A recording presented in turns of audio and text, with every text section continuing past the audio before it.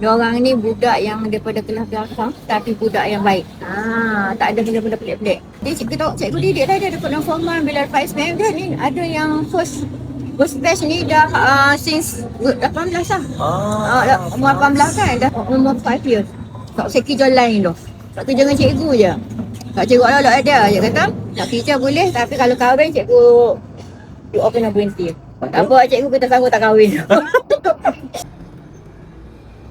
Tanyalah, cikgu macam mana boleh mulakan perniagaan handle dengan laksa ni? Okey, suami cikgu ni CEO Navy, pergi buat kapal selam Malaysia. Lepas habis kontrak tu, cikgu balik Kelantan, dia kena transfer ke Perak. Lepas tu berulang alik selama 3 tahun lah, setiap minggu balik. Dia pun kata macam ni lah, penat lah berulang setiap minggu. Jadi aku fikir, why not kita settle down kat KB, kita start lah bisnes.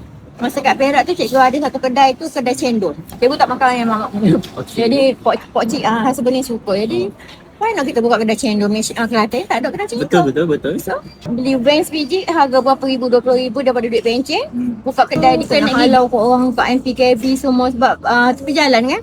Lepas itu lah daripada lori pindah ke Maybank. Dapat hinggalah ke owner tu dia buka kedai yang tu.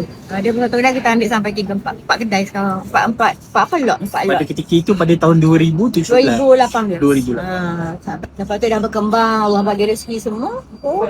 Kita pun pindah ke sini dengan van juga. Pasal kata kita buka sini. Duduklah van situ. Lepas tu rezeki Allah bagi tu, kita dapat buat kedai ni. Masa dekat KB tu, neighbor tu lah yang jual pau. Dia lah sikit telefon PKB ni 2-3 kali.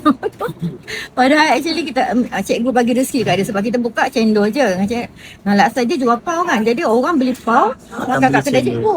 Dia kata kenapa macam itulah kita ada rezeki tu je lah. Jadi alhamdulillah lah Allah bagi rezeki daripada van ke kedai. Dan sekarang macam kedai ni kita punya. Betul. Kedai ni kita punya, kita tak sewa. Alhamdulillah.